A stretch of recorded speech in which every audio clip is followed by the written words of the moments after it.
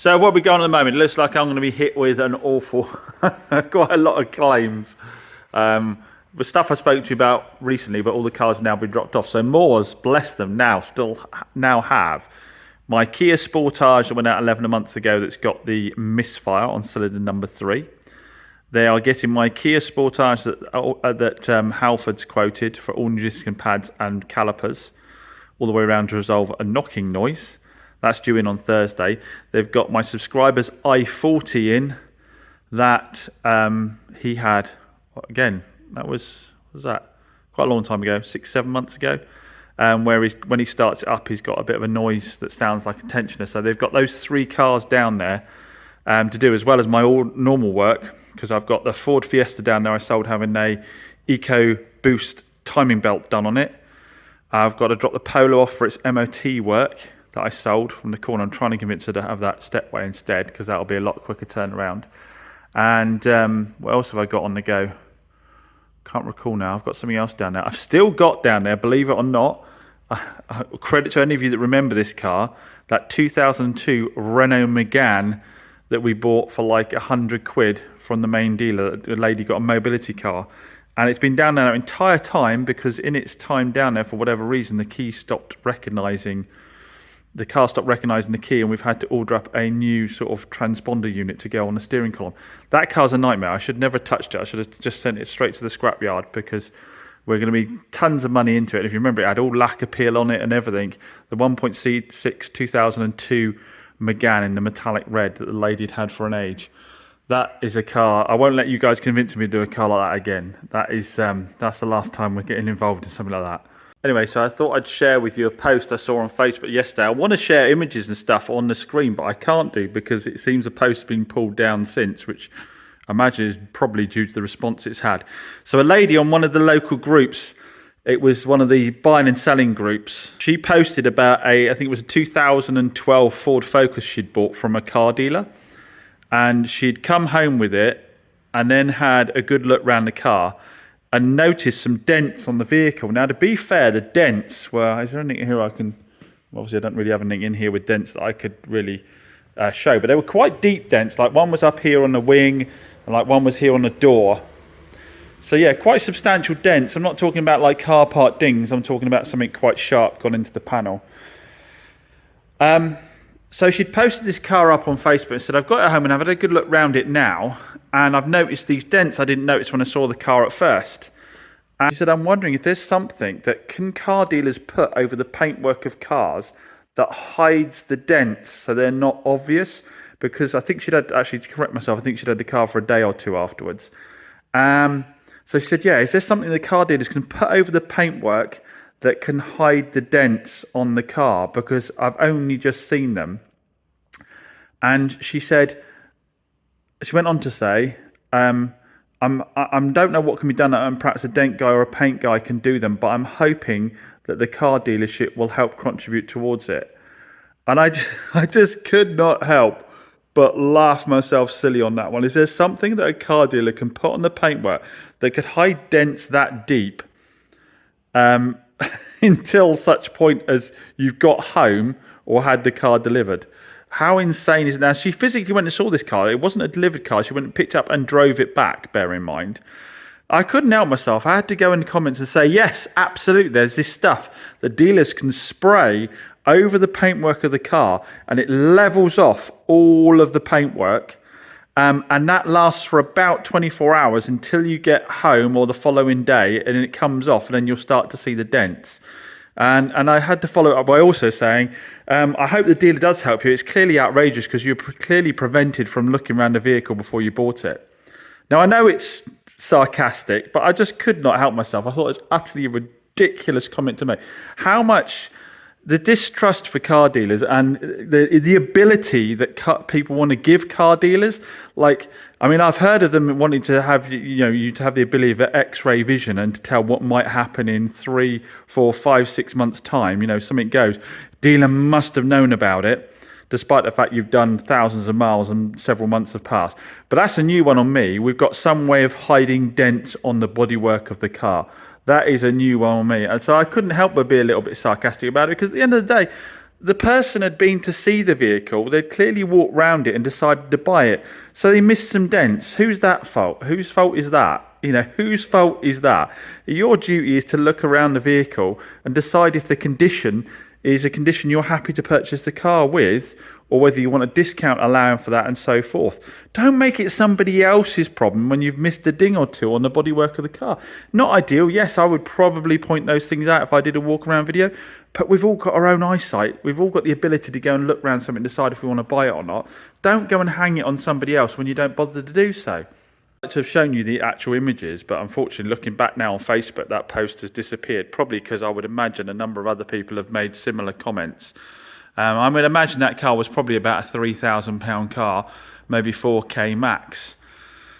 Yeah, it's just like I say, everybody I speak to says the public's expectations are getting crazy. I think the problem is that it's just more a case of the public just now believe that they are not responsible for any decisions they make whatsoever. It is always down to somebody else being at fault, and there is always a claim to be made off of somebody else for something. No one ever just puts their hands up and goes, do you know what, my bad. The really worrying thing about it is the lady liked my comment and thanked me. So I cannot decide whether she was being as sarcastic as I was, or that she truly believes that product exists that level out car paint for 24 hours. Make your own choice up on that one. Goes off a lady in her little capture that we had from our subscriber. She's a very happy lady, that. She's loving the colour and the spec and everything like that. She's showing her pictures, friends of it. They're all jealous and wanting to come and get a similar car. But she was first to it. I had quite a few phone calls on that. She does seem very nervous, that lady, with that one. As if, we'll see. It might have the potential to be another Mokka-Man. She's a lovely lady. She's very nervous about having purchased a new car and wants to know every knob, switch and button. Obviously people do, but you just get a gut feeling in this job, don't you, sometimes? We'll see. Now, she has part exchanged her little Ford Fiesta in that she's had for an absolute age. We'll get the keys for it a second. Now, this is the good old school 125 Zetec. So tough little engine. I forget what this colour was. It was quite popular. There's quite a few of them around like this. Condition wise, a little bit thread in the seat. I don't think the mileage is horrendous. Can't remember exactly what it is. Oh, 115. Now I forget how long she's had this thing for. Over 10 years, I think she said. She's had a cam belt done on it. She just had an MOT done on it before she actually bought it to sell it to me, which is nice. I can't remember if it had any advisories on it. But yeah, condition-wise, isn't too bad at all. I said that 1.2 Zetec, if you've got a cam belt done on it, you should be all right. They run pretty well. It's a nice, clean car. Paintwork wise, we've got a scratch all the way along here, but we have got a touch-up pen set with it, so it could be made to look better, but not perfect, I think, without spraying. Either the bumper's fading at a different rate there, or she's had a little bit of paint on the corner of it at some point. Other wheels aren't too bad. Looks like we've got new rubber on the front. Looks like we've got new rubber on the back. Yeah, the rubber all the way round doesn't look, I'm not saying new actually, but not very old at all. The fronts I think are new. The rears don't look very old at all. I say I've got a load of paperwork for history wise on it. Now the problem with it is, I am aware of, and she told me, she was straight about it, is none of this is lighting up and doing anything at all. None of it, the whole lot here is doing nothing at all. So, oh, that just did. So that's working. Why is that not working then? Yeah, strange. Not sure what the reason is for none of this working. Maybe some of you Ford people out there know. Start her up. Starts up on a button. Got no warning lights.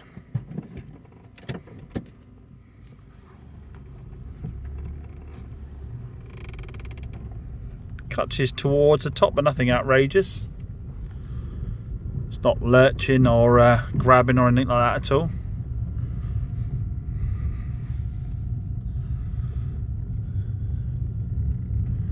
did have a little test drive this before. I'm just reminding myself because it's been a couple of weeks since she actually did the deal with me.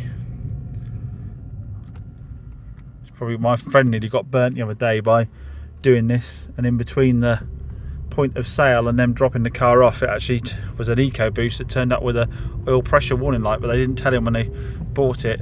He just noticed it at the last second. So he agreed the deal before. They came back a couple of weeks later and the oil pressure light came on in between, but they didn't mention it. But luckily he caught it just at the last second. And had to politely step out of the deal. That feels alright. That suspension feels alright. And look at that, it just kicked in. That's weird. So that does work. That just kicked in on its own. The heating kicked in. I wonder if that did work actually, because I can't imagine she'd been able to drive it without clearing the windscreens. But I'm sure that didn't come on earlier, did it?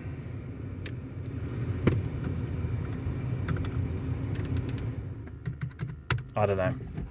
It's not something I was planning on retailing anyway, this one. I mean, it could have been probably a good retail. It's had its new MOT if I could have sorted out what that was.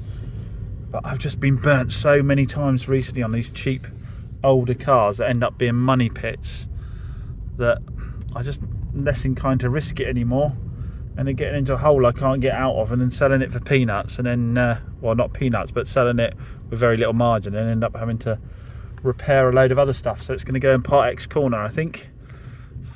And I'm not going to get involved on that one.